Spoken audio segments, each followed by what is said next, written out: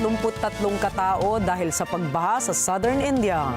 Inilikas na ang halos 4,000 stranded na katao sa lugar patungo sa mga relief camps. Mga detalye ng balita, ibabahagi maya-maya.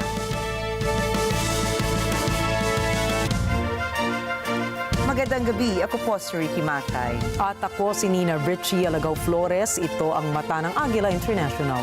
Para naman sa mga headlines ngayong Miyerkules ng gabi. Dismiss Bamban Mayor Alisko, hawak na ng Indonesian authorities. Pinsala ng bagyong Enteng sa agrikultura ng Pilipinas, pumalo na sa 350.85 million pesos. Chinese President Xi Jinping nakipagpulong sa mga lider ng African continent sa FOCAC Summit. Estados Unidos, kinasuhan si Hamas leader Yahya Sinwar at iba pang sangkot sa October 7 attack. At U.S. Department of Justice nagpadala ng sabina sa Nvidia.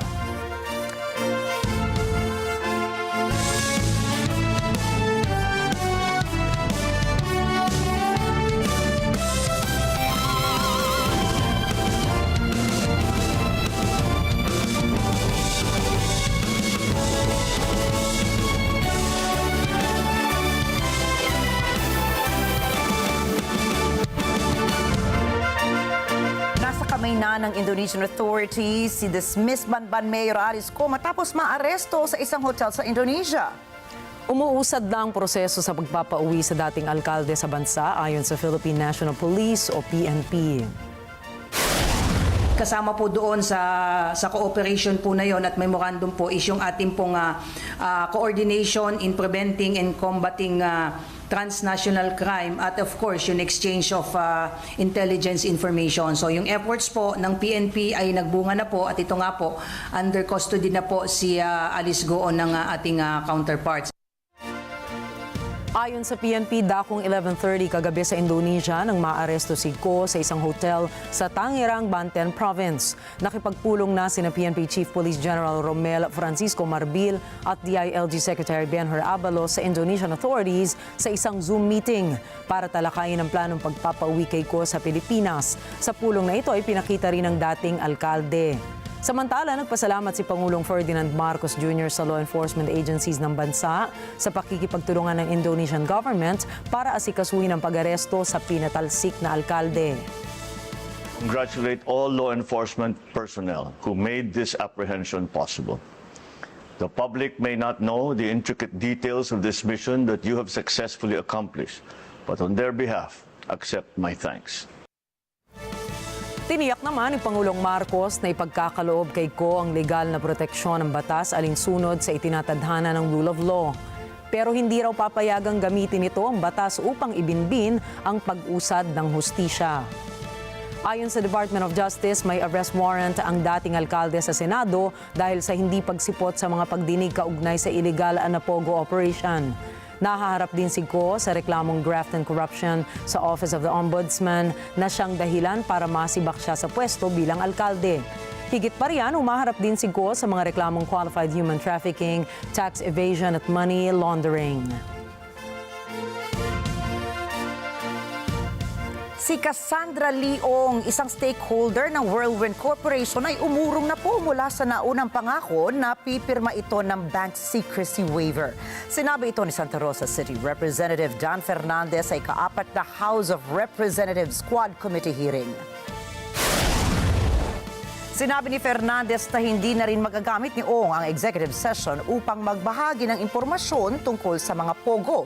Sa ilalim ng isang executive session, ang mga mambabatas ay nagtatalakay ng mga issues sa isang closed-door meeting upang maiwasan na makompromiso ang pambansang seguridad.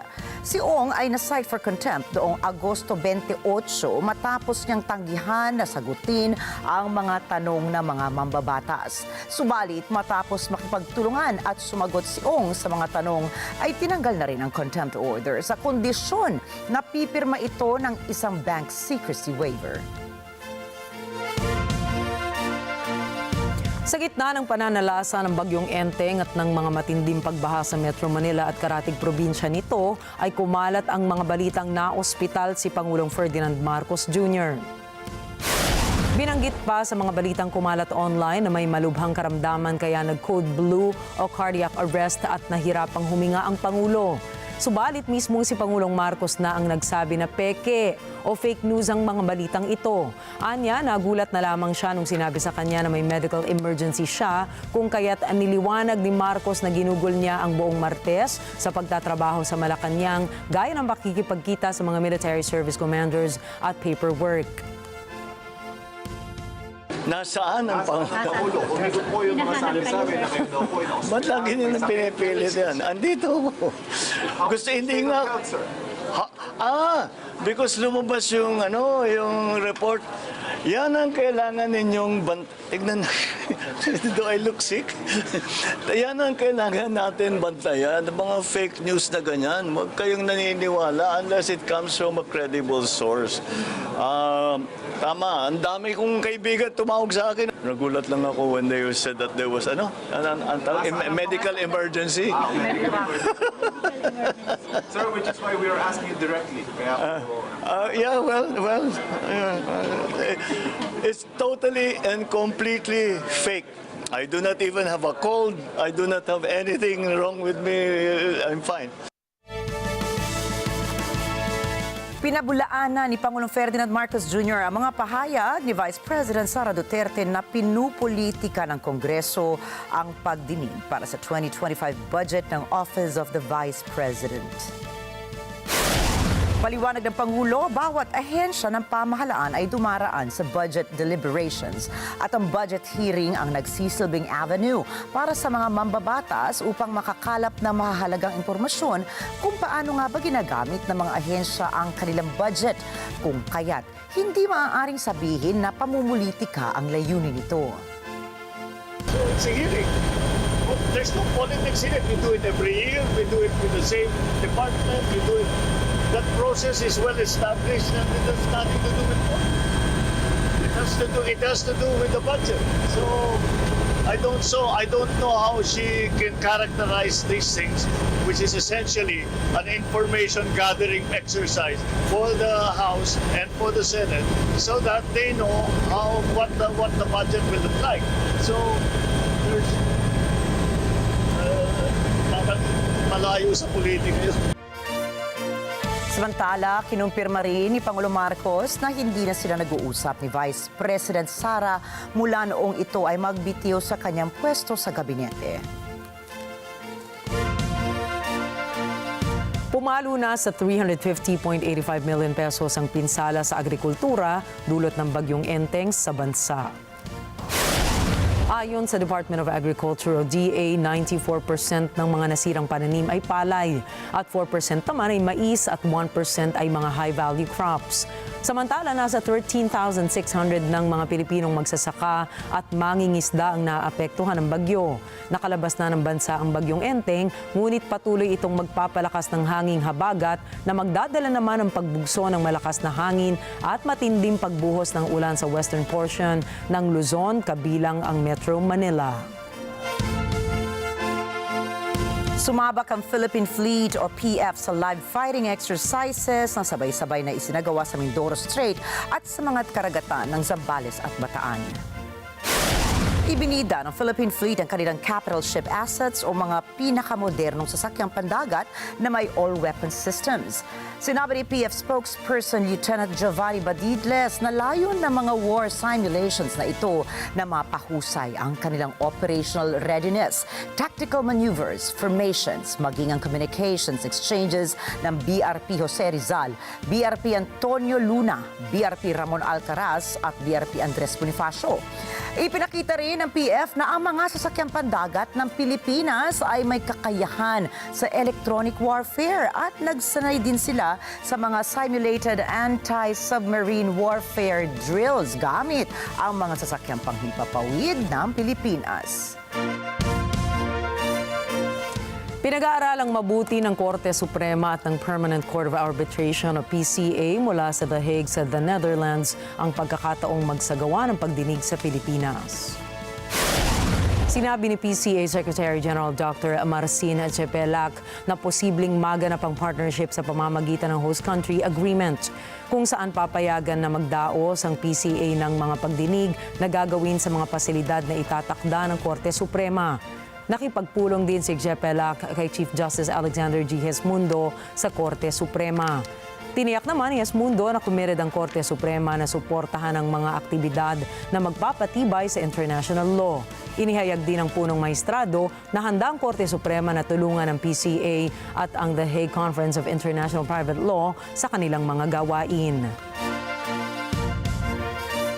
At ngayong buwan po ng Setyembre ay matatanggap na ng mga guro ang aumento sa kanilang sahod. Alinsunod po yan sa Executive Order 64. Inihayag ni Education Secretary Sonny Angara sa budget hearing na pwedeng gamitin ng mga ahensya ng gobyerno ang kanilang savings upang ipagkaloob agad ang dagdag sahod ng mga guro at papalitan na lamang ito. Samantala, sinabi naman ni Education Undersecretary Annalise Sevilla na 3 rehiyon na ang nakapagpatupad ng salary differential. 5 rehiyon naman ang nagpalabas ng partial payments at ang iba pang natitirang rehiyon ay nasa proseso na ng wage hike. Kasama po sa matatanggap ng mga guro ang retroactive increase para sa buwan ng Enero hanggang Agosto ngayong taon. Nag-ulat ang Department of Migrant Workers o DMW na mayroong average na 700 na distressed overseas Filipino workers o OFW na bumabalik sa Pilipinas kada buwan.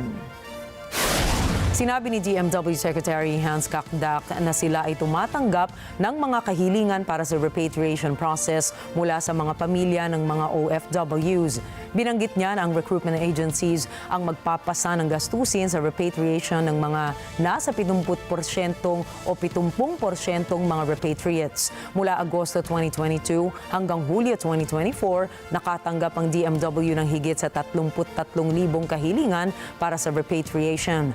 Ngunit hindi bababa sa 30% ng mga humihiling ng repatriation sa DMW ang hindi agad makakauwi ng Pilipinas dahil sa mga nakabimbing mga kaso sa ibang bansa. Susunod, pinakamalubhang pag-atake ng Russia sa Ukraine ngayong taon. Oposisyon sa Israel binatikos ang plano ni Netanyahu sa Gaza. At US magpapadala ng mas mataas na delegasyon sa China para sa military forum. Ang detalye ng mga balitang yan sa pagbabalik ng Mata ng Agila International.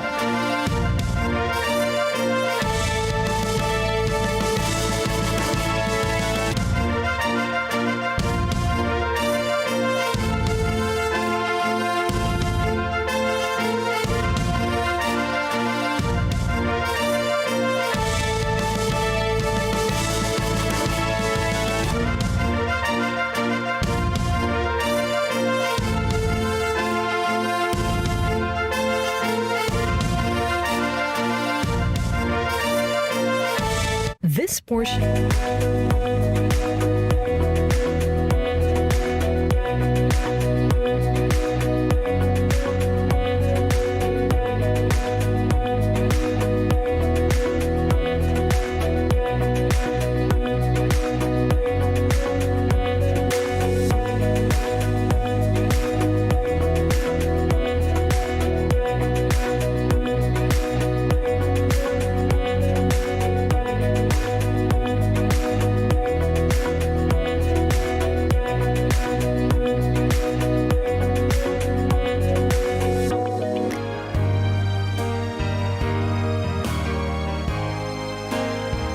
Maaasahan mong sulit dito ang mga pinagsikapan mo. Sa aming mga makabagong pasilidad at sistema ng edukasyon. Mailalabas natin ang aking talino at mga kakayahan niya. Kahit sa munting halaga, makakasiguro ka na makakasabay siya sa mabilis na pag-ikot ng mundo.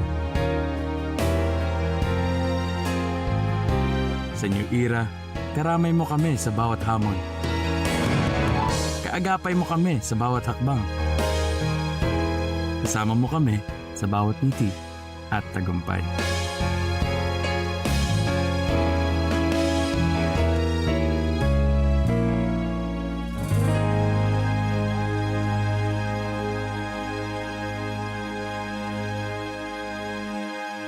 Ang mga maiinit na balita At rumaratsyad ang usapan ng bayan. ihahatid namin sa 100%! 100% ang pagbabalita. 100% talakayan! Lunes hanggang Biyernes. Alas 5 hanggang alas 7 ng umaga. Live na live sa Radyo Agila 1062 Mega Manila. At sa Net 25.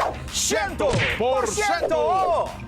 Sunnet 25. Let's get together. Sunnet 25.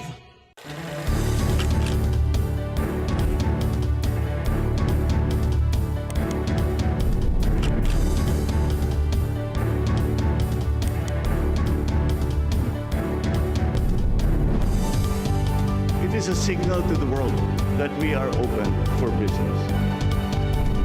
Open for Business with Cesar Vallejos. Every Sunday, 9 p.m. Sunnet 25. This portion is brought to you by Robic Builders.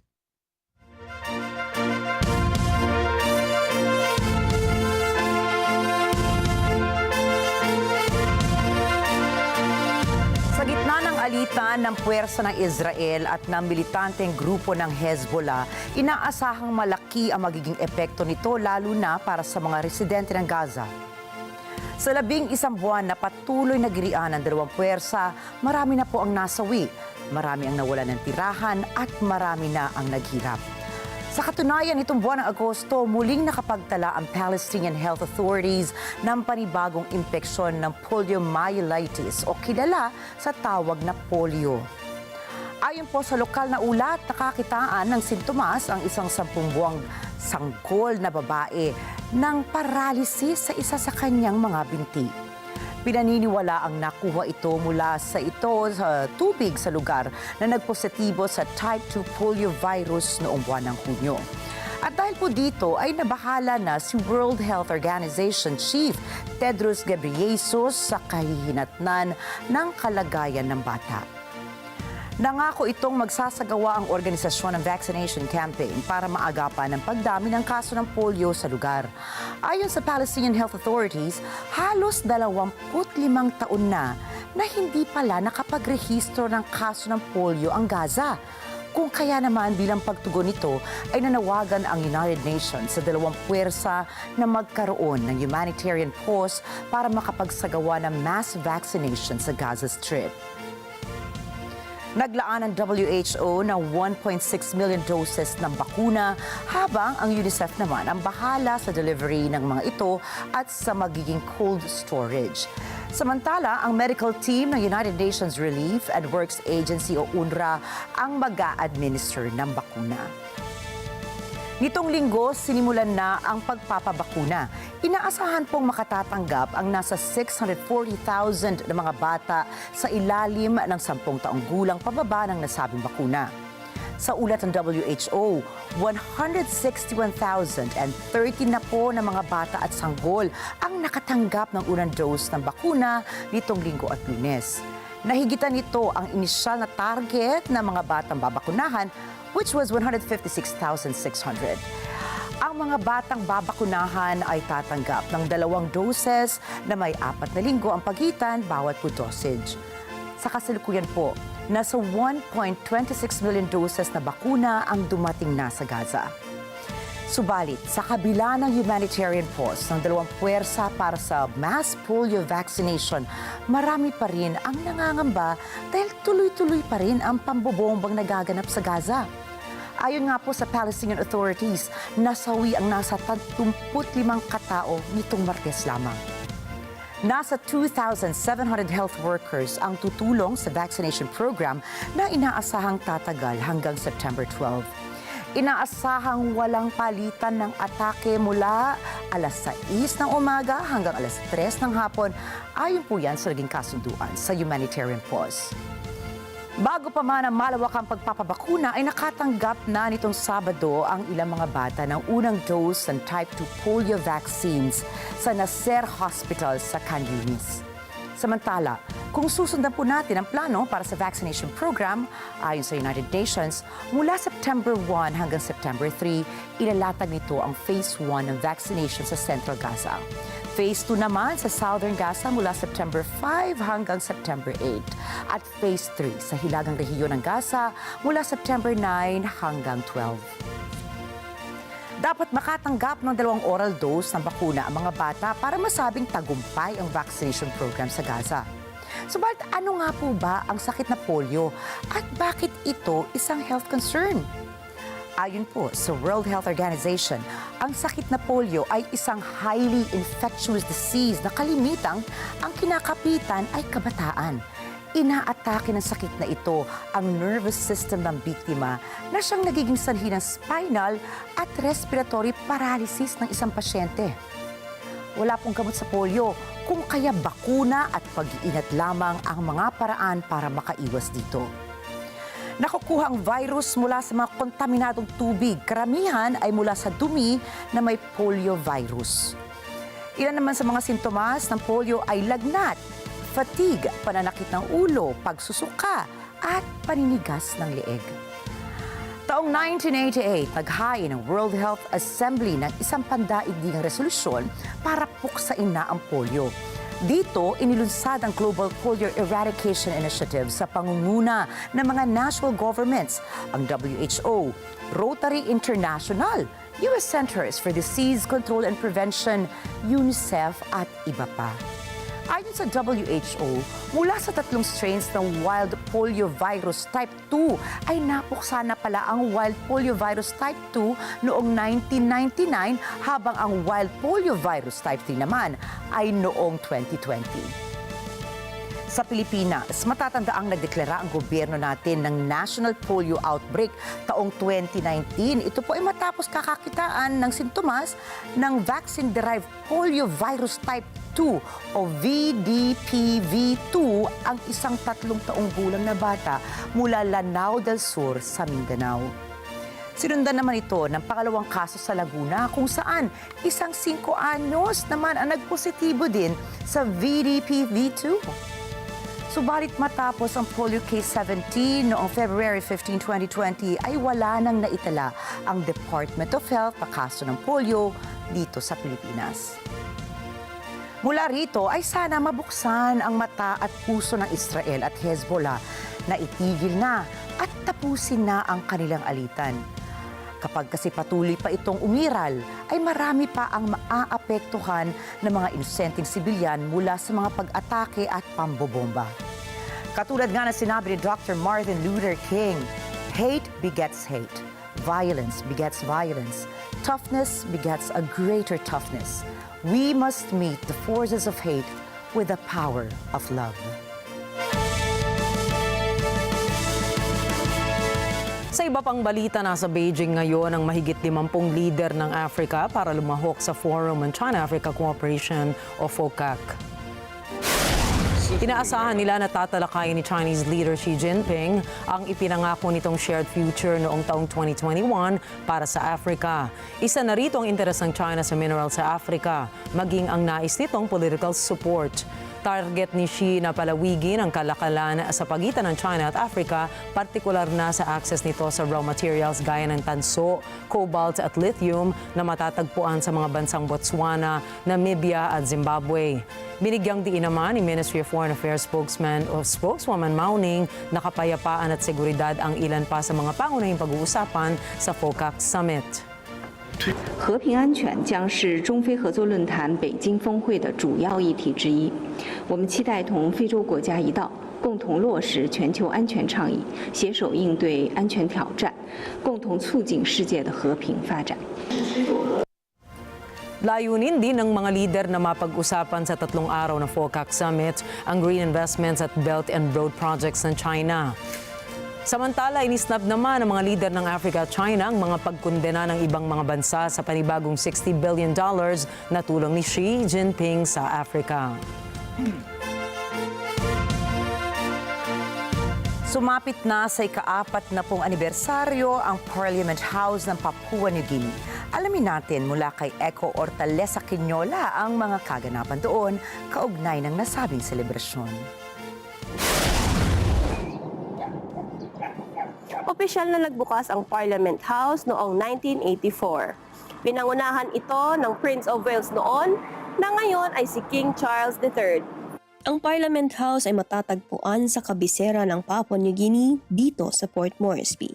Dinaluhan ang pagdiriwang na ito ng mga opisyales ng bansa.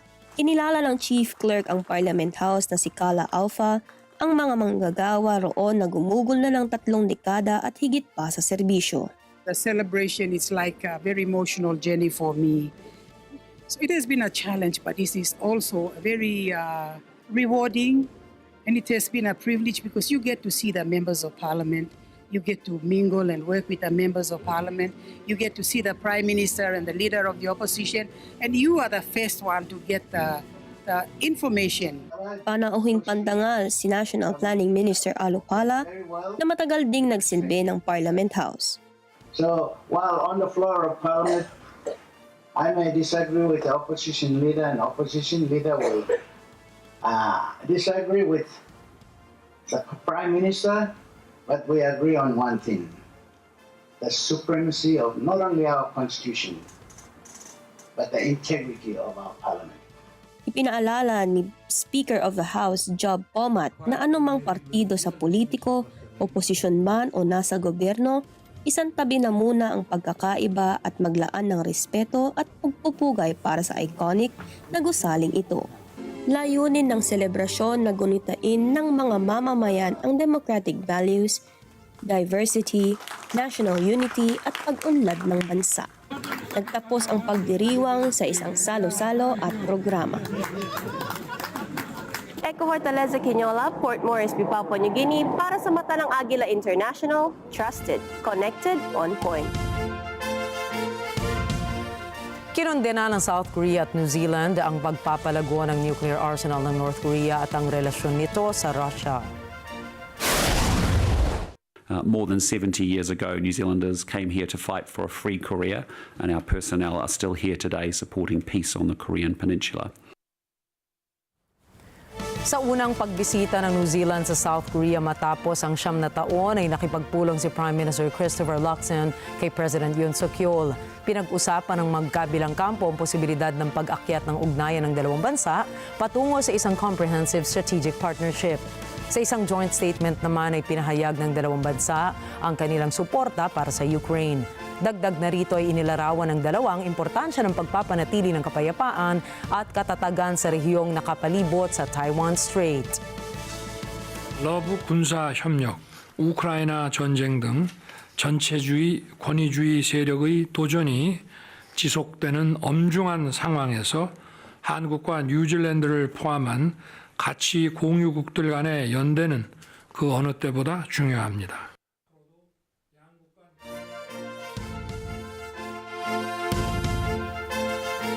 Nangangailangan ng baguhin ng Russia ang nuclear doctrine nito. Sinabi ni Kremlin spokesperson Dmitry Peskov na dahil ito sa pagpapalala ng Estados Unidos at ng mga Western allies sa digmaan sa Ukraine.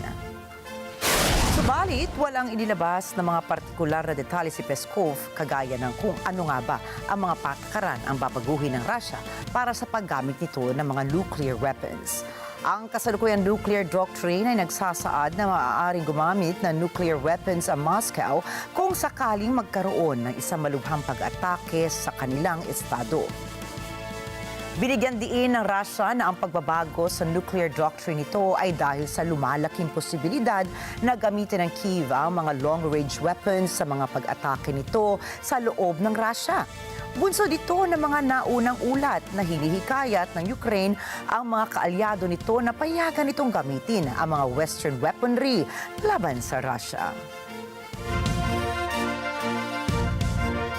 50 tao ang patay at daan-daan ang sugatan ng tamaan ng Russia ang isang military institute sa bayan ng Poltava gamit ang 2 ballistic missiles ngayong Martes. Ito na ngayon ang itinuturing na pinakamalubhang pag-atake sa digmaan sa taong 2024. Makikita sa footage ang malaking pinsala na idinulot ng pag-atake sa Poltava kasama ang maraming debris na nagkalat sa daan. Sinabi ni Ukrainian President Volodymyr Zelensky na tiyak na pananagutan ng Russia ang ataking ito. Nag-utos siya ng agarang investigasyon sa sinasabing ang strike ay sumira sa isang gusali ng Military Institute of Communications. Передусім, щодо трагедії в Полтаві, рятувальні роботи зараз ще тривають, розбирають завали, залучені всі служби. Станом на цей час кількість поранених 271. Усім надається необхідна допомога. Ayon kay Gobernador Philip Ronin ng Poltava, may tinatayang 15 tao pa ang maaaring nasa ilalim ng mga debris sa mga nasirang gusali. Samantala, isang ministro ng Ukraine na namamahala sa produksyon ng armas ang nagbitiw sa posisyon niya bilang paghahanda sa isang bagong pwesto sa depensa. Nag-resign na rin si Foreign Minister Dmytro Kuleba na pinakikilala sa international na eksena dahil sa paglabi niya ng suporta sa iba't ibang bansa. 4 pang ministro ang nagbitiw rin na nag-iwan ng isang katlo ng gabinete na bakante pagkatapos ng mga kahalintulad na pagkatanggal noong nakaraang taon.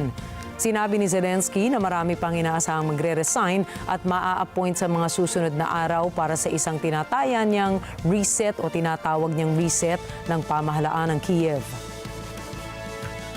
Осінь буде надзвичайно важливою для України.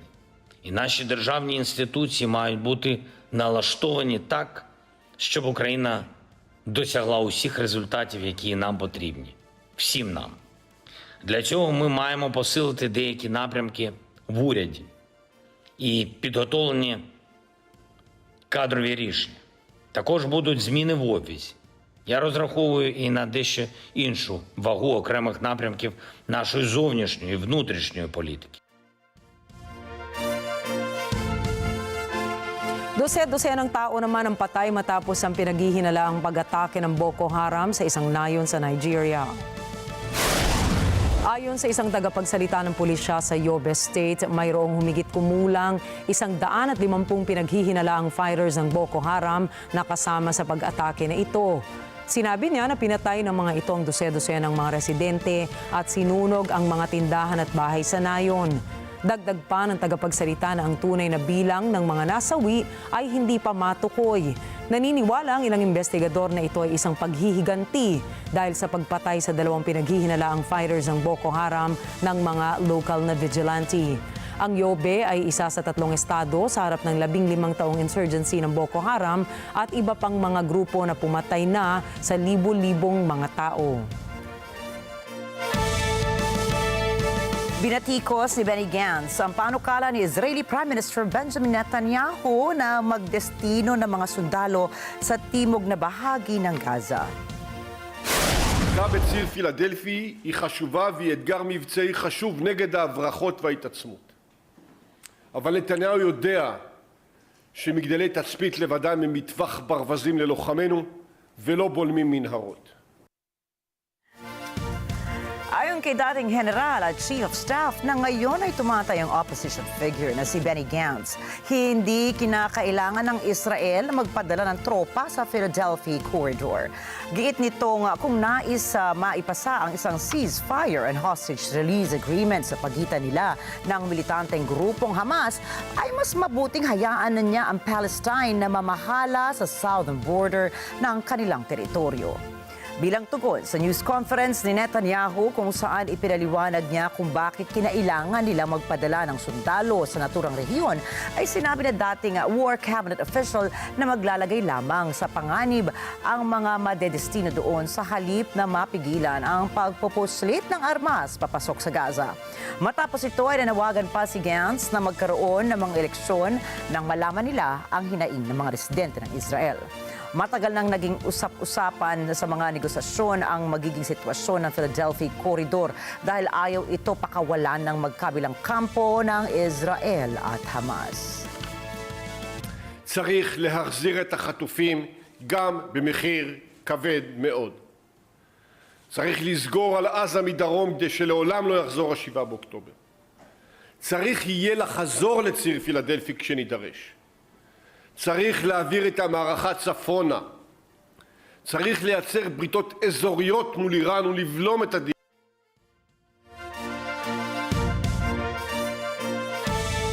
Kinasuhan na ng Estados Unidos ang bagong Hamas leader na si Yahya Sinwar at iba pang mga prominenteng personalidad ng grupo kaugnay ang deadly attack sa Israel noong Oktubre 7 na nakalipas na taon na kumitil na ng nasa 1,200 katao. Ayon sa Justice o US Justice Department, kakasuhan ang 6 na miyembro ng Hamas ng 7 criminal complaints, kabilang ang pagpatay sa mamamayan ng US, conspiracy to finance terrorism, at use of weapons of mass destruction. Saklaw ng criminal complaint ang ilang dekada na umanong mga pag-atake ng Hamas, gayon din ang sorpresang pag-atake sa Southern Israel halos 1 taon na ang nakalilipas. Ito naman ang unang hakbang ng US law enforcement para mapanagot ang mga ringleaders ng October 7 attack, bagaman 3 mula sa pinangalanan sa indictment ay patay na. Ang bagong Hamas leader naman ay pinaniniwala ang nagtatago sa mga tunnel sa ilalim ng Gaza.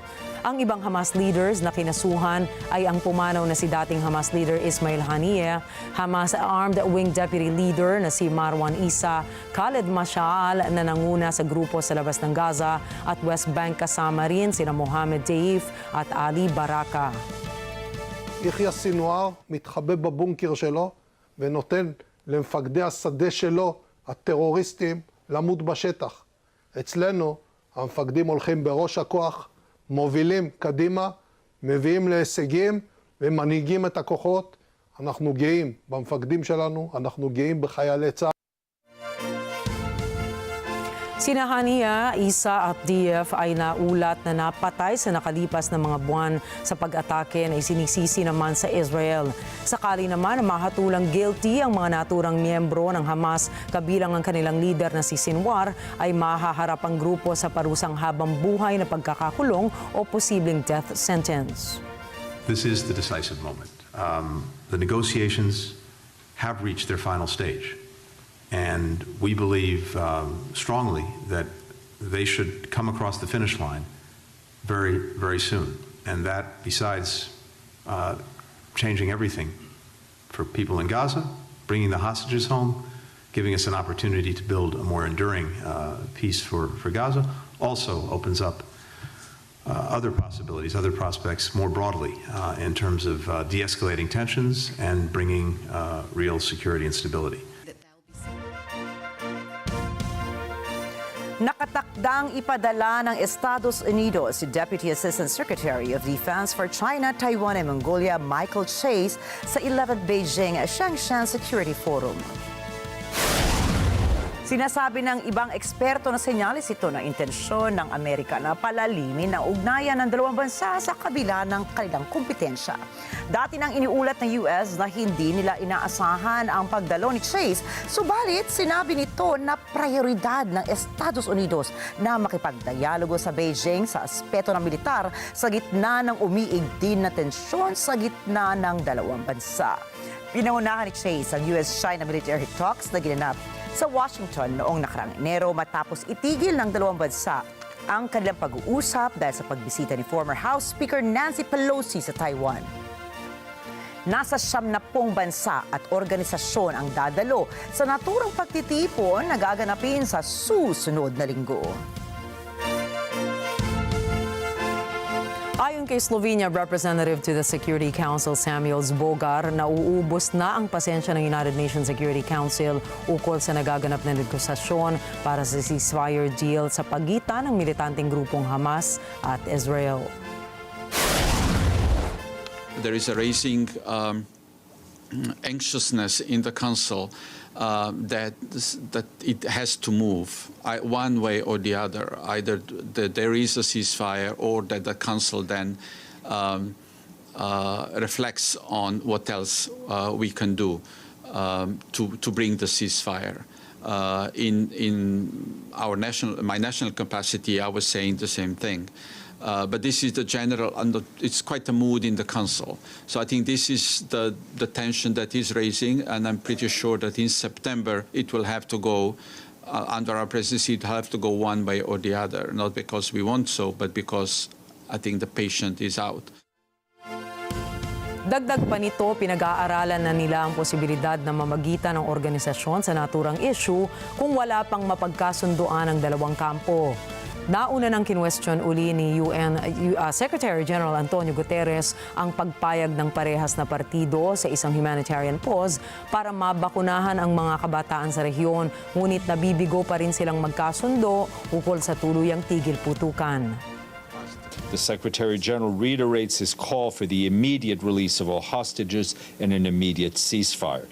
If the parties can act to protect children from deadly virus, he said, surely they can and must act to protect children and all innocents from the horrors of war. Dati nang inendorso ng Council ang resolusyon na 2735 na inihain ni US President Joe Biden, ngunit kahit pinangunahan na ng US, Egypt at Qatar ang negosasyon ay hindi naman ito nagresulta sa kasunduan ng dalawa. Umiigting na rin ang tensyon sa pagitan ng mga miyembro ng Security Council dahil sa nakatenggang ceasefire plan. Kamakailan lamang ay nagkasagutan ng Estados Unidos at Russia hinggil sa pinagbobotohang resolusyon. Может быть, вы потрудитесь вместо этого хотя бы объяснить нам в этом зале, какие модификации Соединенные Штаты предлагают в сделку с Хамас, которую устраивает в Израиль, о которых мы ничего не знаем. Мы уже неоднократно требуем, чтобы нам была предоставлена эта информация, потому что резолюция 2735 содержит весьма конкретные параметры, за рамки которых мы выходить не должны. Вы все это время вводите Совет за нос. Будьте любезны ответить. This is a very, very deep and challenging and long-standing conflict, and we are working and have worked harder than your government has at any point to try to end this overall conflict. So my recommendation to you and your government would be, you know, if you're going to contribute something positively, then contribute it. If not, you should be quiet. Ничего для того, чтобы предотвратить и... Susunod, 33 katao patay matapos sa matinding pagbaha sa India. Nvidia nakatanggap ng subpoena mula sa US Department of Justice. At Brad Pitt at George Clooney nakatanggap ng 4 minutes standing ovation sa Biennale 2024.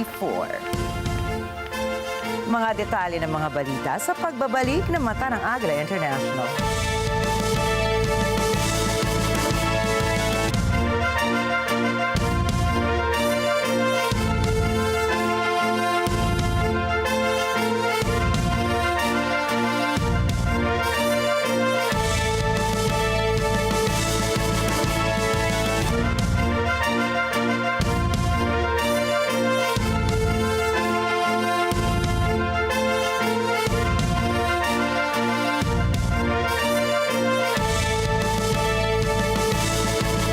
This portion.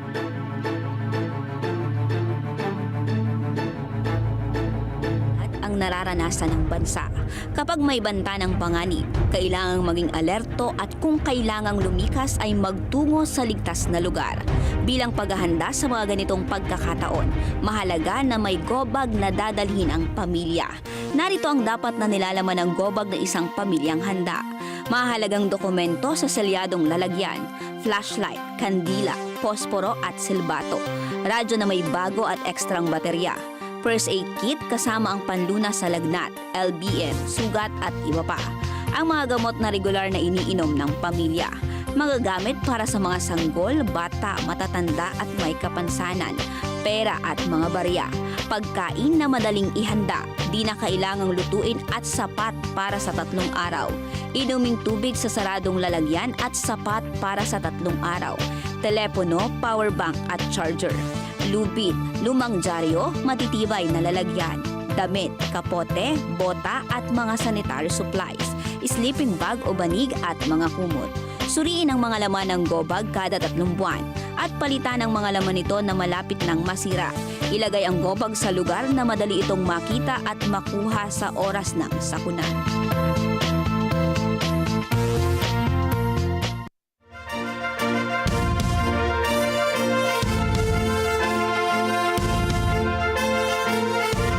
Patay ang 33 katao sa Southern India dahil sa malakas na pagbuhos ng ulan na nagdulot ng pagbaha sa nasabing lugar. Ayon sa lokal na ulat, inilikas na ang higit 4,000 katao patungo sa mga relief camps. Apektado ang estado ng Andhra Pradesh at Telangana kung saan inanod ang daan-daang mga kabahayan sa lugar ayon po yan sa local officials. Umapaw na rin ang mga ilog sa Mahabubnagar at Nalgonda districts. Inilakad ang disaster relief team na nahihirapan sila sa pagsagip sa mga na-stranded na pamilya dahil sa mataas na level ng tubig. Simula pa nitong buwan ng Hunyo, nakapagtala ang India ng hindi bababa sa 170 kataong namatay dahil sa pagbaha at mudslides buhat ng pag-ulan. Hindi naman bababa sa 12 migrante ang namatay noong Martes matapos tumaob ang bangkang sinasakyan ng mga ito habang tumatawid sa English Channel patungong Britanya. Narito ang report ni Anna Cui. 100 migrante ang kumpirmadong patay matapos tumaob ang bangkang sinasakyan ng mga ito papuntang Britain. Sinabi ni French Interior Minister Gerald Darmanin na may mga isinasagawa ng operasyon sa pagsagip upang hanapin ang 2 pang migranteng nawawala. Ang paglaban sa ilegal na imigrasyon ay naging prioridad para sa parehong gobyerno ng Britain at France. Ayon sa gobyerno ng UK, mahigit 2,000 katao ang dumaong sa Britain sakay ng maliliit na mga bangka sa nakalipas na linggo. Ang Channel ay isa sa pinakaabalang daanan ng barko sa mundo. Napakalakas ng agos dito kaya't delikado ang pagtawid sakay ng maliliit na mga bangka. Noong Agosto, 2 taong natagpo ang patay matapos magkaaberya ang isang bangkang may sakay na mga migrante na nagtangkang tumawid sa Channel. Anna Cui para sa mata ng Agila International, trusted, connected, on point. Nasa 8 katao habang nasa 13 naman ang sugatan. Ito ay matapos tumagilid ang bus na sinasakyan sa Ecuador. Ayon sa mga otoridad ay nasa 35 pasahero ang sakay ng bus nang mangyari ang insidente sa kalsada ng Pifo, Papalacta. Agad namang rumisponde ang mga paramedics sa mga pasaherong sugatan na naipit sa loob ng sasakyan. Dumating din sa lugar ng insidente ang ilang tauhan ng Ministry of Public Health upang maghatid ng tulong sa mga pasahero. Samantala, iniimbestigahan na ngayon ng mga otoridad ang dahilan sa likod ng insidente.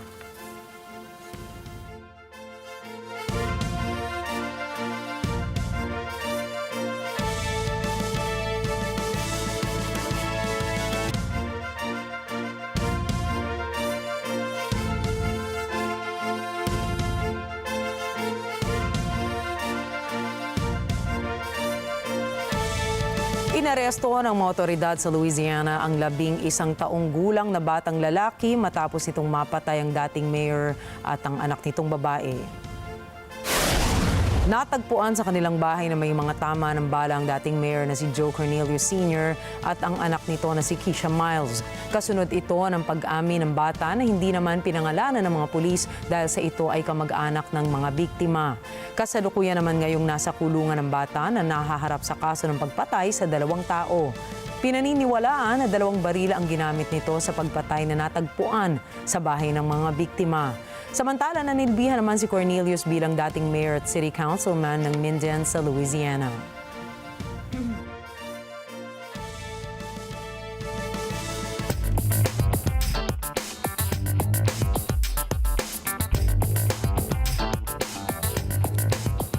Permanente nang magsasara ang pabrika ng General Motors sa Ecuador ngayong Biyernes sa gitna ng pressure mula sa local competitors nito. Narito ang report ni Chantel Santos. Titigil na ang produksyon ng General Motors Factory sa Ecuador dahil sa kompetisyong lokal. Ngunit patuloy pa rin itong magbebenta ng sasakyan sa bansa. Competimos al final con nuestros vecinos, con los países con los que tenemos acuerdos comerciales y sin duda tenemos una presión grande por encontrar eficiencias. Hay países que tienen encadenamientos de mayor competitividad que han puesto una presión sobre la producción local. Noong Abril, sinabi ng Cadillac at Chevrolet maker na sasarahan na nito ang mga pabrika sa Ecuador at Colombia. Ang planta ng General Motors OBB sa Quito ay pinagmumulan ng 51% ng produksyon nito sa Ecuador.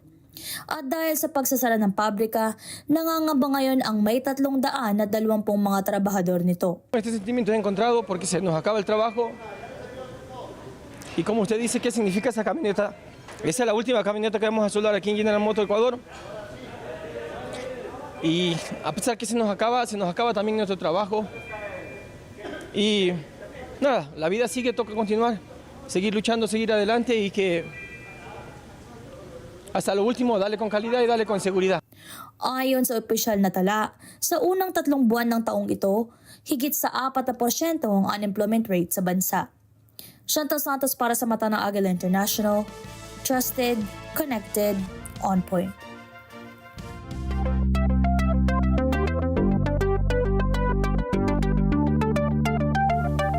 Nakatanggap ang chipmaker Nvidia ng sabina mula sa United States Department of Justice bilang bahagi ng investigasyon sa paglabag umano ng kumpanya sa mga antitrust laws. Sa nakaraang buwan, naglunsad ang investigasyon ang US DOJ sa kumpanya dahil sa mga reklamong mula sa mga kakumpetensya nito na nagsasabing inaabuso nito ang market dominance. Ayon sa mga otoridad, may kinalaman ang paghahain ng sabina laban sa kumpanya sa isyong pagbibigay ng penalty sa mga mamimili na hindi gumagamit ng kanilang artificial intelligence chips. Tumanggi namang magbigay ng komento ang Nvidia at US DOJ hinggil sa issue. Bukod sa Nvidia, nahaharap din sa investigasyon ang Microsoft at OpenAI dahil din sa antitrust violations. Ang NASA at SpaceX ang Europa Clipper mission sa darating na October 10.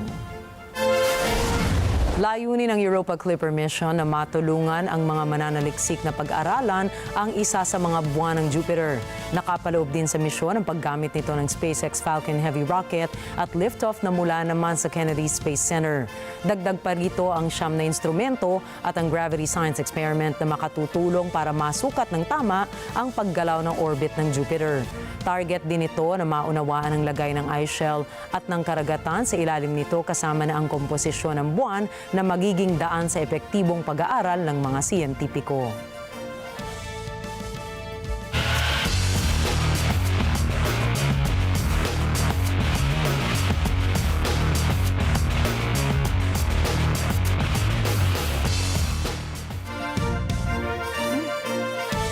Balitang sports po tayo, hindi nakasungkit si ang Filipina Paris swimmer na si Angel Otom na medalya sa women's 50-meter backstrokes Paralympics finals.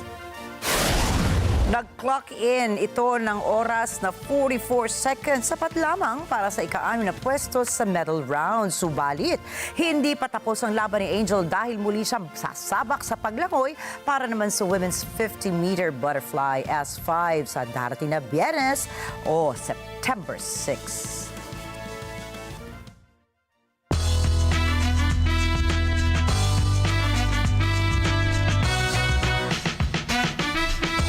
Nanguna ngayon sa Billboard Global 200 at Billboard Global Exclusive US Charts ang kantang Die With A Smile ni Bruno Mars at Lady Gaga. Matatandaan ay nilabas ito noong August 16 na umagaw naman ang pansin mula sa mga fans ng dalawang singers. Tinatayang umabot sa 97.2 million streams ang Die With A Smile sa Global 200 at nakapagbenta naman ng 12,000 kopya sa buong mundo. Umiikot naman ang kwento ng kanta sa taong nagnanais na manatili sa tabi ng kanyang minamahal hanggang sa ito ay pumanaw na. Umahabol din sa listahan ng Billboard si Sabrina Carpenter para sa kantang Taste at si Chappell Roan para sa Good Luck Babe. Kabilang na ang pangalan ng legendary filmmaker na si Tim Burton sa Hollywood Walk of Fame. Ito ay matapos siyang tumanggap ng star. Nakilala ang direktor na si Burton mula sa mga iconic films kagaya ng Edward Scissorhands, Beetlejuice at Wednesday. Makikita naman sa ilang larawan ang pagpunta ng mga kaibigan niyang sina Danny DeVito, Deep Roy, Monica Bellucci at ang kanyang costume designer na si Colleen Atwood. Kasama rin dito ang aktor at aktres na sina Michael Keaton at Winona Ryder na bumida sa pelikulang Beetlejuice noong taong 1988. Samantala, masaya namang ibinahagi ni Burton ang pagkilala at tagumpay na ito mula sa kanyang mga taga-suporta. Agaw pansin naman ang mga aktor na sina Brad Pitt at George Clooney sa Biennale 2024. Ito ay matapos nilang makatanggap ng 4 na minutong standing ovation. Sumayaw at nagyakapan ang dalawang aktor nang tawagin ang kanilang pelikulang Wolves sa event na sinundan ng malakas na palakpakan. Bago ito ay nagkaroon ng higit sa 30 minutong pagkaantala ang mismong premiere ng pelikula. Napalitan ito ng tuwa mula sa mga manonood nang nagpakita na ang dalawa na lumabas naman sa magkabilang bahagi ng carpet. Kasunod nito ay pagbibigay nila ng autograph sa mga fans at ang pagkuha ng ilang larawan para sa press. Samantala, una nang nagkasama ang dalawa mula sa pelikulang Burn After Reading noong 2008 bago ang Wolves ngayong taon.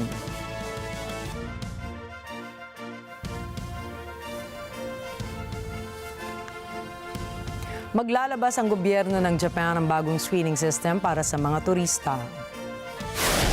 Batay sa bagong panukala, kailangang ideklara ng mga visa-exempt tourists ang ilang personal na impormasyon bago sila makapasok sa Japan. Anila, dapat ay ipaalam ng mga foreign nationals ang dahilan ng kanilang pagbisita sa Japan at kung saang mga lugar ang kanilang pupuntahan. Kabilang sa mga visa-exempt tourists na ito ay mga mamamayan ng Singapore, Malaysia, Estados Unidos, United Kingdom, Turkey, Spain at United Arab Emirates. Kung ang isang bisita ay ma-flag dahil posible itong mag-overstay ng illegal sa Japan, ay kinakailangang makakuha muna ng isang regular na visa bago makabisita sa Japan. Ipatutupad ng Japan ang sistemang ito sa taong 2030. Ang bagong screening system ay gaya ng electronic system for travel authorization sa Estados Unidos na ginawa upang maiwasan ang terorismo sa bansa.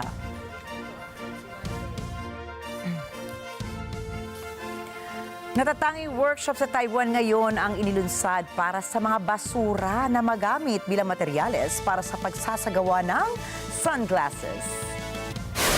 Kabilang sa mga basura na siyang ginagamit sa proyekto ay mga plastic bottle caps, food packaging, single-use utensils at mga sirang laruan. Bukod dito ay maaaring sumali ang mga customers sa proseso ng pagbuo ng sunglasses mula sa pagtunaw at pagbuo nito na tatagal ng 2 oras. Naniniwala ang founder ng MiniWiz na si Arthur Wang na isa ito sa mga magagandang hakbangin para sa pagsulong ng eco-friendly na mga proyekto. Dagdag pa rito ay naglabas din ang kumpanya ng mga tiles, bricks, hangers at iba pang mga kagamitan na gawa rin sa plastic at organic waste. Samantala, ayon sa datos ng Ministry of Environment, aabot sa 11.58 million metric tons ang basura na naitala sa bansa noong 2023. Kabilang na ngayon sa World Geological Heritage ng International Union of Geological Sciences o IUGS ang 3 geological sites sa China. Kinilala ang mga lugar na Permian vegetation of the Wuda site sa hilaga ng China, the Shanpu Middle site sa probinsya ng Sichuan at Guilin Karst sa Guangxi Zhuang Autonomous Region. Sa kabuuan ay aabot na sa 10 Chinese geological sites ang kasali sa listahan ng IUGS Geological Heritage Sites.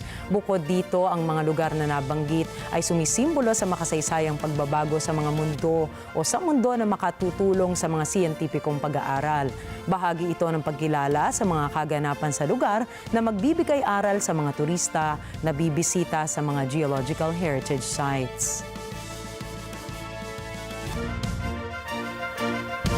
At narito kami para maghatid ng balita saan mang dako ng mundo. Muli ako po si Rikki Mathay. At ako naman si Rikki Alagao Flores. Ito ang mata ng Agila International. Para naman sa mga balitang nangyari sa iba't ibang panig ng mundo, punta naman tayo kay Alma para sa Net 25 World News. Take it away, Alma.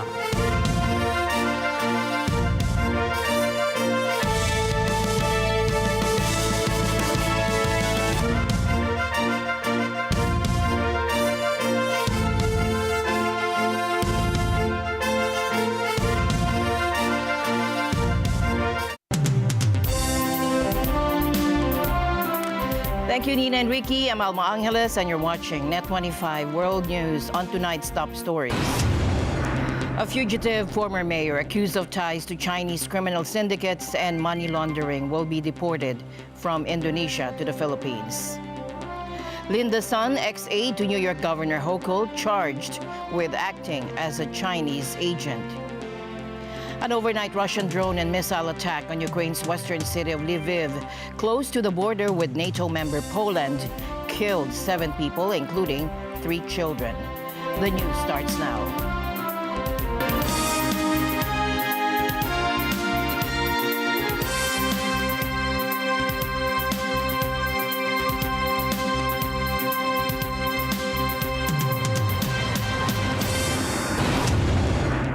A fugitive former mayor accused of ties to Chinese criminal syndicates and money laundering will be deported from Indonesia to the country. President Marcos Jr. has assured the public that the case of dismissed Bamban Tarlac Mayor Alice Guo will be resolved swiftly following her arrest in Indonesia. In a recent interview, Marcos stated that arrangements for Guo's return are being finalized. Well, they don't require marching orders. They are doing they're implementing the legal orders that were sent to them by the court, and that is to bring back the fugitive Alice Guo to the Philippines. So that is what they are doing. We are already finalizing the arrangements for the return of Alice Guo. Guo, who is wanted by the Philippine Senate, has denied the accusations. The Indonesian minister has indicated that the timing of her return depends on the ongoing police investigation. This case unfolds amid rising tensions between the Philippines and China over territorial claims in the South China Sea. After her return, Guo, who cut her hair short in an attempt to disguise herself, will be handed over to law enforcement and then to the Senate, according to Jaime Santiago, director of the National Bureau of Investigation. Last month, Philippine law enforcement agencies, including the Anti-Money Laundering Council, jointly filed multiple counts of money laundering against Guo and 35 others with the Department of Justice. They accused her and her co-conspirators of laundering criminal proceeds amounting to over 100 million pesos. Guo, who ran for office as a Philippine citizen, was later found to have fingerprints matching those of a Chinese national, Guo Wangping.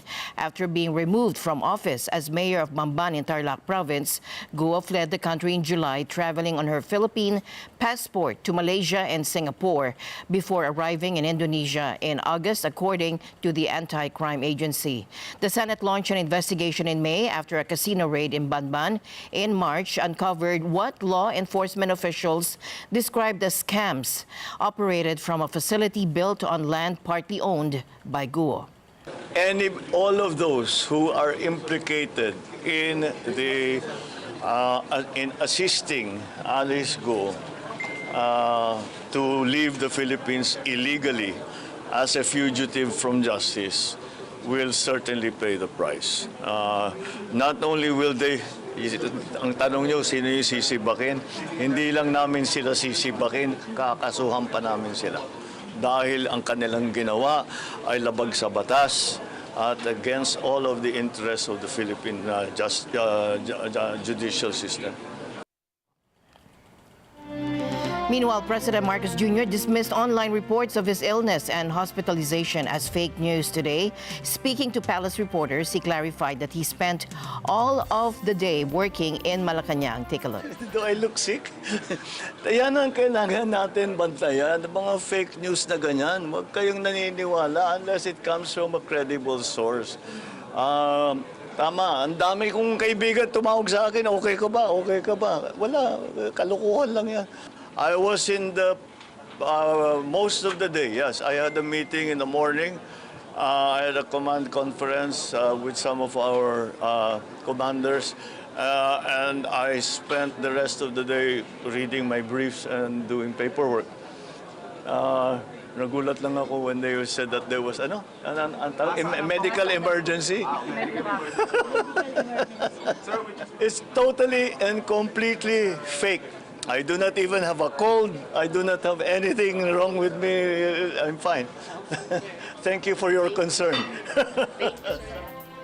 Rescue teams are meanwhile searching for 2 missing people in Antipolo, east of Manila, following a landslide and flash flood triggered by tropical storm Yagi, locally known as Enteng. So ayan po, nung pagkatanggal po namin ng 2 yero at saka ng tood, na-confirm po namin na may katawan doon sa ilalim po ng tood.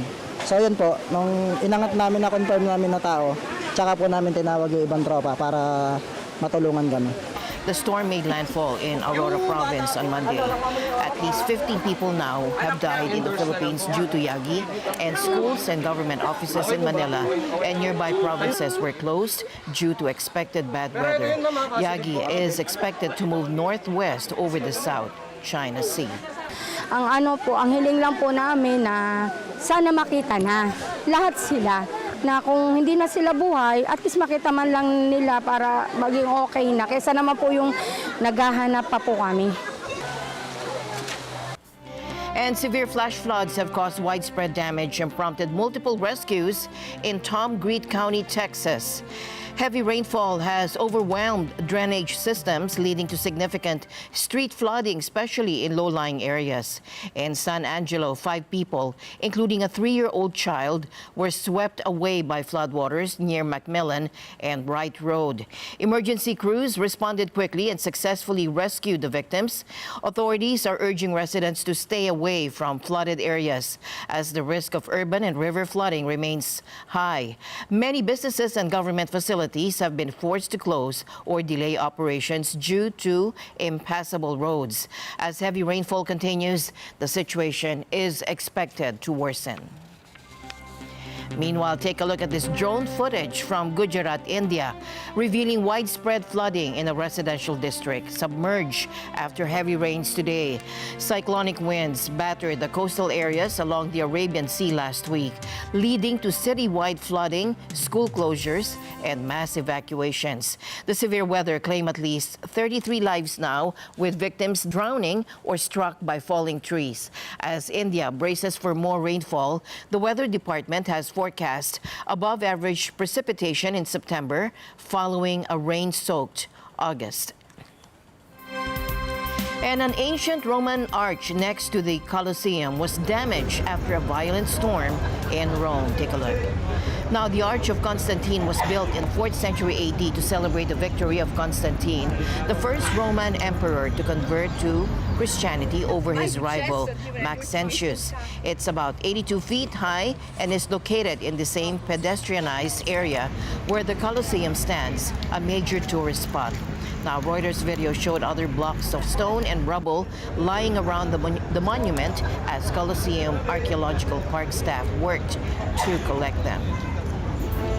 Going now to New York, where Linda Soon and her husband are now pleading not guilty after being arrested for allegedly acting as secret agents for the Chinese government. Soon is accused of using her high-ranking government position for personal gains. Prosecutors say it involved millions of dollars. Take a look. Linda Sun, a former aide to New York Governor Kathy Hochul, left a New York City courthouse on Tuesday after she was charged with secretly acting as an agent of the Chinese government in exchange for millions of dollars in compensation and gifts. Both Sun and her husband, Chris Hu, were arrested Tuesday morning. Each pleaded not guilty to the criminal charges. Gerard Schaefer is a lawyer for Sun. Charges are disappointing, that they are the product of an overly aggressive investigation. Excuse me.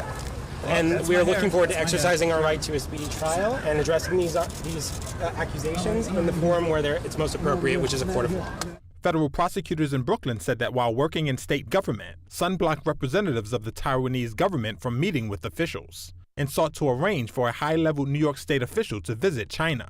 In exchange, Chinese government representatives allegedly arranged for millions of dollars in transactions for Sun's husband, who had business activities in China. Prosecutors said the couple used money to buy a 2024 Ferrari Roma sports car, as well as property on New York's Long Island and in Honolulu worth about $6 million. Governor Hochul was not accused of any wrongdoing. A spokesperson for Hochul said her office fired Sun in March 2023 after discovering evidence of misconduct, reported Sun's actions immediately to authorities, and has assisted law enforcement throughout the process. The judge ordered Sun released on $1.5 million bond and Chris Hu on $500,000 bond. Several migrants have died after their boats capsized in the English Channel, one of the world's busiest shipping lanes. Take a look.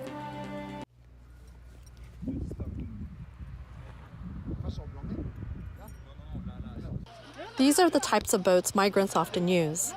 The ones you see here are not from the tragedy on Tuesday, but typical of the watercraft that they try to navigate the channel with. French Interior Minister Gerald Darmanin says most of the victims of the latest tragedy are believed to be from Africa, with many from Eritrea and some of them children. Darmanin says crews managed to rescue 51 people. Il y a évidemment 51 personnes sauvées, vous le savez, dont 2 personnes qui sont malheureusement encore en urgence absolue. Et malheureusement 12 personnes déclarées décédées, une dizaine de femmes, de ce que j'en sais, dont certaines seraient mineures. Et évidemment c'est un drame, dès qu'une personne perd la vie sur notre territoire. Je voudrais évidemment avoir une pensée extrêmement émue pour elles, pour leur famille, elles qui cherchaient sans doute un monde meilleur en Grande-Bretagne. Tackling illegal immigration has been a priority for both the British and French governments. More than 2,000 people have arrived in Britain on small boats over the past 7 days, according to UK government figures. Last week, French President Emmanuel Macron and British Prime Minister Keir Starmer pledged to work closer together to dismantle migrant smuggling routes. The Channel is one of the world's busiest shipping lanes. Its currents are strong, which makes crossing on small boats dangerous. In August, 2 people were found dead after a boat carrying migrants trying to cross the channel ran into difficulties. Bernadette Regini for Net 25 World News. An overnight Russian drone and missile attack on Ukraine's western city of Lviv, close to the border with NATO member Poland, killed 7 people, including 3 children, according to local officials today. The strikes, which also damaged historic buildings in the heart of the city, came a day after the war's deadliest single attack this year, when Russia hit a military institute with 2 ballistic missiles, killing 50 and wounding hundreds more. Ukrainian President Volodymyr Zelensky said allies could help stop the terror by providing more air defenses, and he repeated calls for partners to allow the use of long-range Western weapons deeper into Russian territory. Я звертаюся до Сполучених Штатів, Великої Британії, Франції та Німеччини. Нам потрібні можливості реально і повністю захищати Україну та українців.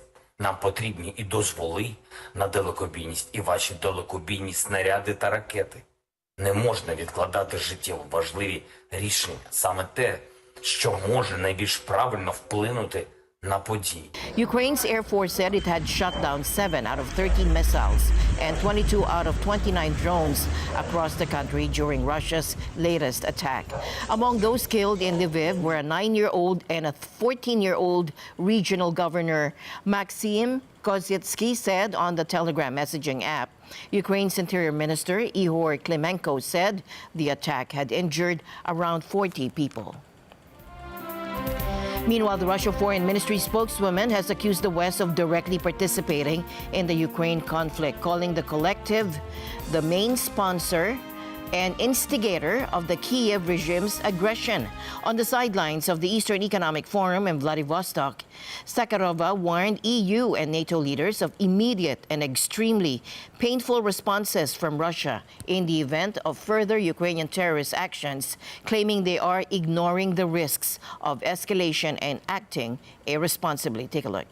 Мы видим уже прямую вовлеченность Запада в конфликт на Украине. Коллективный Запад является буквально главным заказчиком, главным подстрекателем военной агрессии киевского режима и все более откровенно, все более нагло демонстрирует свое прямое участие в качестве заинтересованной страны. Они теряют чувство реальности, они абсолютно не задумываются о рисках дальнейшей опасной эскалации конфликта даже в контексте собственных интересов. Теперь уже дело не в Украине и не про украинских граждан, про них они давно забыли. Они про себя не думают. Ну и хотели бы предупредить вот подобных безответственных политиков в странах ЕС, НАТО, за океаном. В случае соответствующих агрессивных шагов киевского режима ответ России последует незамедлительно. Я думаю, что многое из этого вы уже наблюдаете в последние дни. И ответы будут крайне болезненными. Now, on Monday, Vladimir Putin arrived in Mongolia, receiving a grand welcome in the capital. In any other year, this might seem like a routine visit, but this one was under global scrutiny. Now, why? Mongolia is a member of the International Criminal Court, which issued an arrest warrant for President Putin in March for alleged war crimes. As an ICC member, Mongolia is technically obligated to arrest President Putin. But instead, they rolled out the red carpet for him. Now, the visit included a lavish welcome with a guard of honor, talks with Mongolia's president, and a gala reception. President Putin's trip highlights the close ties between Russia and Mongolia, especially given their shared history and Mongolia's reliance on Russia for oil and gas. The focus of the visit is also on a gas pipeline project from Russia to China via Mongolia. Видим хорошие перспективы для сотрудничества в газовой сфере. Завершена разработка проектной документации газопровода «Союз-Восток» протяженностью почти 1000 километров, который соединит Россию, Монголию и Китай. В настоящее время проводится государственная экспертиза проекта, выполняется оценка его воздействия на окружающую среду. Friendly relations and cooperation between our two peoples have become stronger and have acquired a new level of a strategic and comprehensive partnership. Your current visit to Mongolia, Mr. Putin, has been extremely important for the strengthening of friendship and mutual cooperation between our countries. So despite the ICC warrant, Mongolia, of course, chose to prioritize its relationship with Russia, raising questions about the effectiveness of the ICC's enforcement.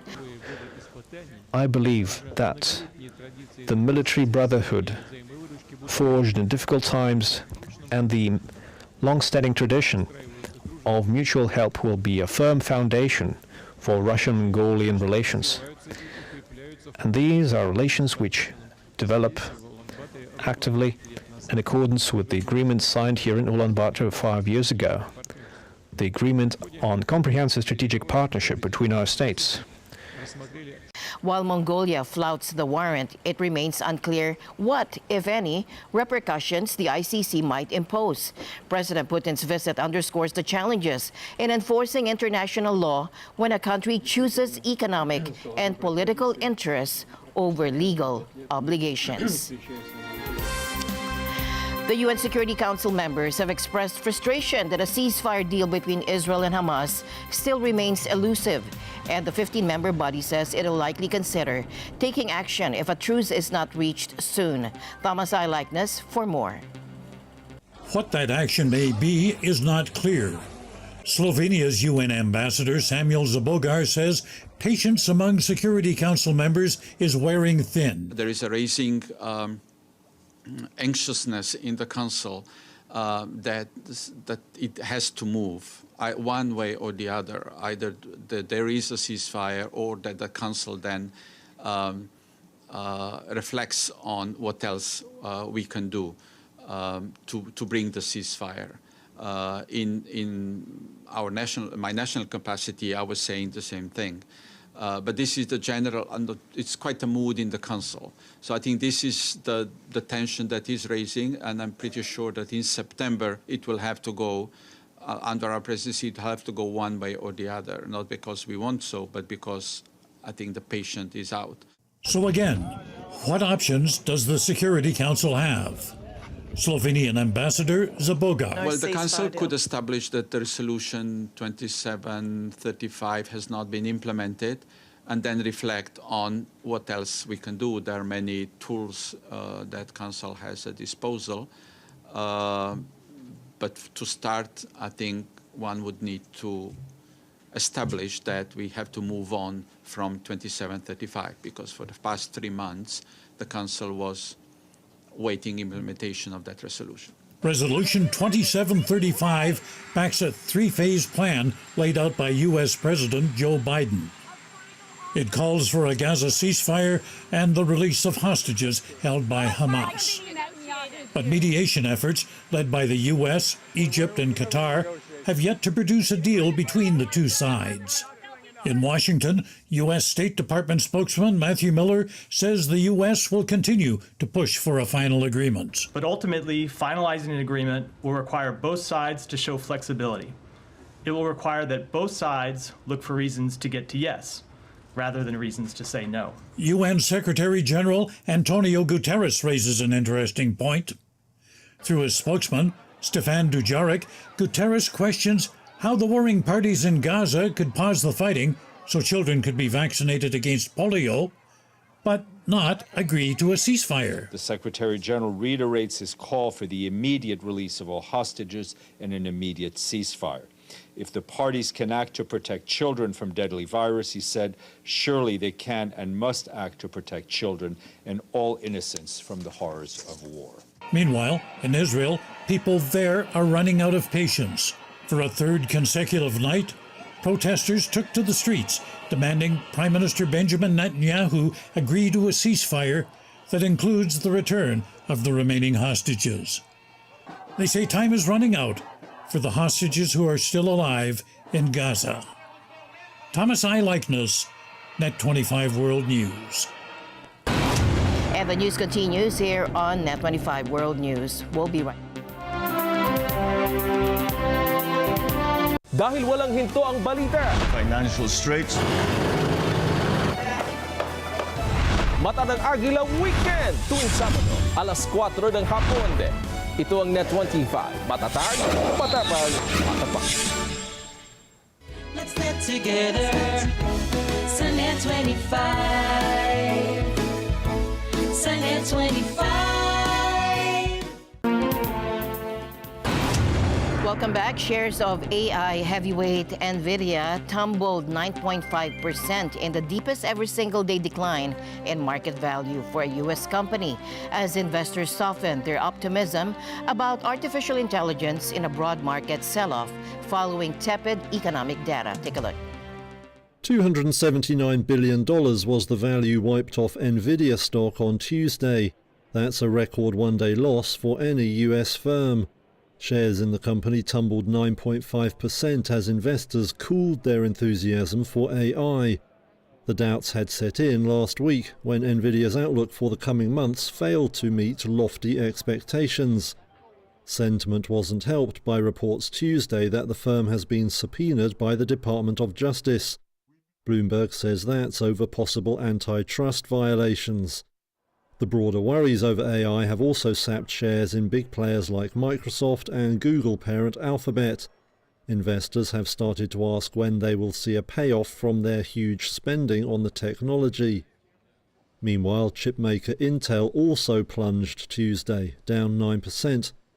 That followed a Reuters report that it plans a big shake-up over concerns its lagging rivals on AI. Overall, the US chip stocks index fell close to 8%, marking its worst one-day fall since 2020. The worries over techs then rolled on into Asian trade on Wednesday. In Japan, chip gear firms Tokyo Electron and Advantest were both down around 7% by late morning. South Korean chipmaker SK Hynix saw a similar decline. Those losses drove benchmark indexes lower around the region. A public inquiry into the 2017 Grenfell Tower fire, which claims 72 lives, has placed significant blame on the government, construction industry, and particularly the companies involved in installing flammable cladding. The simple truth is that the deaths that occurred were all avoidable, and those who lived in the tower were badly failed over a number of years and in a number of different ways by those who were responsible for ensuring the safety of the building and its occupants. The failings can be traced back over many years, and our efforts to get to the bottom of what went wrong and why account for the length of our report and the time it has taken us to produce it. However, if an inquiry of this kind is to produce anything of value, it is necessary for those who can influence the future direction of the construction industry, the fire and rescue services, the management of fire safety in buildings, and resilience planning to understand exactly where mistakes were made and how they can be avoided in the future. Today's report speaks to the lack of competence, understanding and fundamental failure to perform the most basic duties of care. We paid the price of systematic dishonesty, institutional indifference and neglect. I want to start with an apology on behalf of the British state to each and every one of you, and indeed to all of the families affected by this tragedy. It should never have happened. The country failed to discharge its most fundamental duty, to protect you and your loved ones. And finally, the Boeing Starliner spacecraft is back in the headlines, and this time for making strange noises in space. Now, what is behind these mysterious sounds? Astronaut Barry Wilmore recently reported the unusual noise coming from the Starliner capsule, just days after NASA determined the spacecraft was too risky to use for bringing him and his fellow astronaut, Sunita Williams, back to Earth. Now, these astronauts have now been in space for over 3 months. So what's really going on? Take a look. The Starliner has faced a series of challenges since its launch in early June 2024. Now, what are some of the initial problems the spacecraft encountered? The Starliner experienced malfunctions such as helium leaks and thruster failures, leading to a prolonged mission. We have 2 problems on this vehicle right now: the helium leak and figuring out how to fine-tune these thrusters so that they're not selected off. Those are pretty small, really, issues to go deal with, and we'll figure them out for the next mission. So I don't see these as significant at all. And how did these issues affect the astronaut's stay in orbit? The astronaut's stay was extended from a planned 3 months to nearly 8 months. And were there any other significant incidents during this mission? Now, just this late August, astronauts reported hearing strange sounds emanating from the Starliner. Yeah, I'll do it one more time, and I'll just scratch your head to see if you can figure out what's going on. Here we go.